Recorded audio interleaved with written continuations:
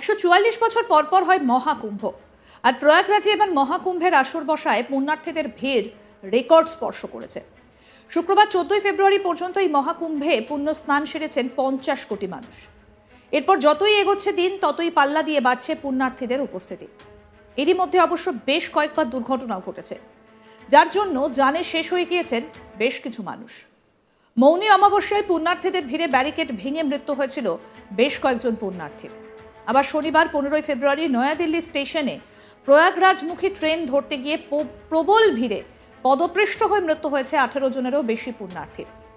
এই পরিস্থিতিতে মঙ্গলবার 18 ফেব্রুয়ারি বিধানসভায় রাজ্য বাজেটে রাজ্যপালের ভাষণের জবাবি বক্তৃতায় মুখ্যমন্ত্রী বলেন, মহাকুম্ভ এখন মৃত্যুকুম্ভ, মৃত্যুকূপের মতো।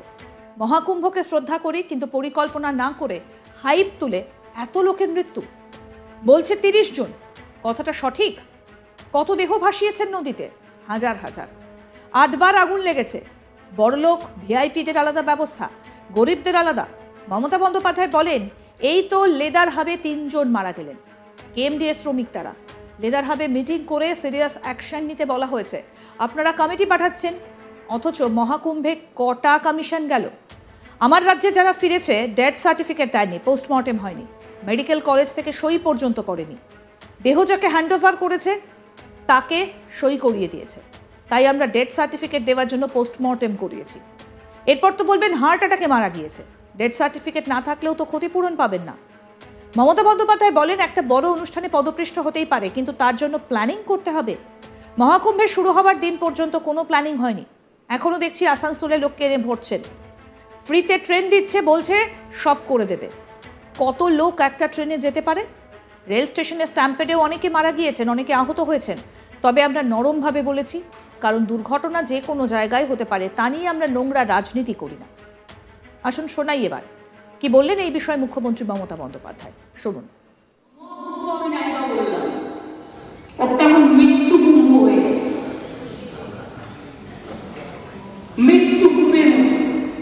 আমি মহাকুম্ভকে সম্মান করি, আমি শ্রদ্ধা জানাই, পবিত্র গঙ্গা মাকে আমি সম্মান করি, কিন্তু প্ল্যানিং না করে এত হাইপ তুলে এত লোকের মৃত্যু বললেন 30 জন, কথাটা কি সঠিক?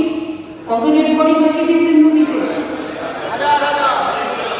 কত হাজার হাজার। আবার আগুন লেগেছে। বড় লোক আর ভিআইপিদের জন্য লক্ষ টাকার ক্যাব, আর গরিব লোকেদের, সাধারণ লোকেদের জন্য লাইনে দাঁড়ান 15 ঘন্টা 20 ঘন্টা দাঁড়িয়ে, যদি একটা মাদুরেও বসে 2000 টাকা। এক কাপ লাল চাও 500 থেকে 2000 টাকা। তারা যে জায়গাটা গিয়ে স্নান করবে সেটা আলাদা, ভিআইপিদের স্নানের জায়গাটা আলাদা। আর সেই জলটা আপনারা দূষিত করেছেন, বিষাক্ত করেছেন মহাকুম্ভের পবিত্র জায়গাটা। সব জায়গায় হাত তুলে দিয়েছে। সে একবার হয়েছিল না, গণেশ দুধ খাচ্ছে, সব ওখানে শান্ত, নারে পবিত্র হয় না। মৃতদেহের ওপর দিয়ে যারা এই হাইপ তুলছে আর টাকা কামানোর জন্য ধর্মকে বিক্রি করছে, তাদের আমি মন থেকে মেনে নিতে পারি না।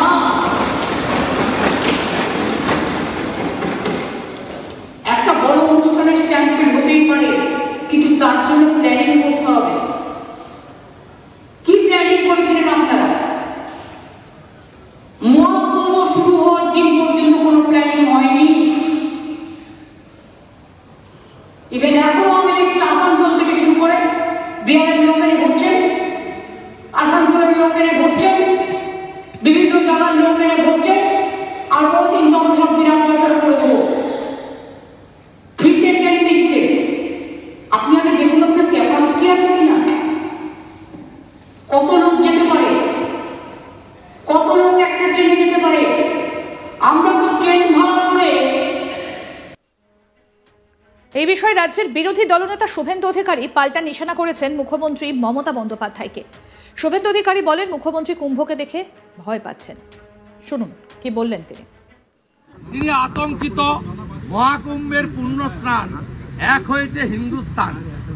কুম্ভের গোটা পৃথিবীর সনাতনীদের পবিত্র সঙ্গমে পুণ্য স্নান এবং তাকে কেন্দ্র করে যে গোটা পৃথিবীর হিন্দুরা অনেক দিন পরে ঐক্যবদ্ধ হয়েছে এবং উনার যে দলদাস আইপিএসরা আছে, নিচের তলার পুলিশ খুবই ভালো, তারা ডিএ পায় না, ছুটি পায় না, হোম ডিস্ট্রিক্টে পোস্টিং পায় না, তাদের রেশন বন্ধ করেছেন উনি এসে, ইউনিফর্ম বন্ধ করেছেন, উনার আগে নন গেজেটেড এবং পুলিশ অ্যাসোসিয়েশনের অধিকার কেড়ে নিয়েছেন।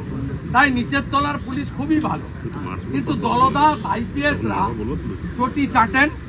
তারা যা রিপোর্ট ওনাকে দিয়েছেন, আইবি রিপোর্ট, তাতে পশ্চিমবঙ্গ থেকে কয়েক লক্ষের বেশি হিন্দু গিয়ে ওখানে, এটা 1 কোটির উপরে 2 কোটি হয়ে যেতে পারে, স্রোতের মতো গেছেন হিন্দুরা। এবং তৃণমূলের অনেক পরিচিত সাংসদ, প্রাক্তন রাজ্যসভা সাংসদ, তারাও ডুব দেওয়ার ছবি ছেড়েছেন, বাধ্য হয়েছেন ছাড়তে। তাই মুখ্যমন্ত্রী আজকে ভয় পাচ্ছেন কুম্ভকে দেখে। এই বিষয়ে কেন্দ্রীয় মন্ত্রী শিবরাজ সিং চৌহান বলেছেন, সনাতনকে অসম্মান করা ওনার স্বভাব হয়ে দাঁড়িয়েছে। সনাতন ধর্ম হাজার হাজার বছর ধরে গঙ্গা নদীর মতো অবিরাম প্রবাহিত হয়েছে। মানুষের বিশ্বাস এবং অনুভূতিতে আঘাত করাও অপরাধ। কি বলছেন কেন্দ্রীয় মন্ত্রী শিবরাজ সিং চৌহান, শুনবো।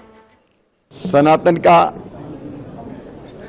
अपमान करना इनका स्वभाव बन गया है।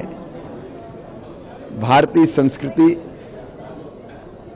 आज नहीं, हजारों सालों से गंगा जी की धार की तरह ये सनातन संस्कृति अविरल प्रवाहित होती रही है, आगे बढ़ती रही है।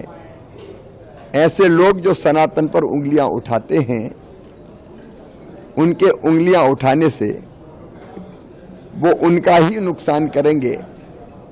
लोगों की आस्थाएं, विश्वास और भावनाओं पर इस तरह चोट करना भी अपराध है। 144 বছর পর হয় মহাকুম্ভ, আর প্রয়াগরাজে এবার মহাকুম্ভের আসর বসায় পুণ্যার্থীদের ভিড় রেকর্ড স্পর্শ করেছে। শুক্রবার 14 ফেব্রুয়ারি পর্যন্ত এই মহাকুম্ভে পুণ্য স্নান সেরেছেন 50 কোটি মানুষ। এরপর যতই এগোচ্ছে দিন, ততই পাল্লা দিয়ে বাড়ছে পুণ্যার্থীদের উপস্থিতি। এরই মধ্যে অবশ্য বেশ কয়েকবার দুর্ঘটনা ঘটেছে, যার জন্য জানে শেষ হয়ে গিয়েছেন বেশ কিছু মানুষ। মৌনী অমাবস্যায় পুণ্যার্থীদের ভিড়ে ব্যারিকেড ভেঙে মৃত্যু হয়েছিল বেশ কয়েকজন পুণ্যার্থী। আরও আপডেট পেতে দেখতে থাকুন আজ তাক বাংলা, সাবস্ক্রাইব করুন, নোটিফিকেশন পেতে বেল বাটন অপশন প্রেস করুন, হোয়াটসঅ্যাপে ফলো করুন আজ তাক বাংলা, ভিডিওটা লাইক করুন, শেয়ার করুন, কমেন্ট করুন।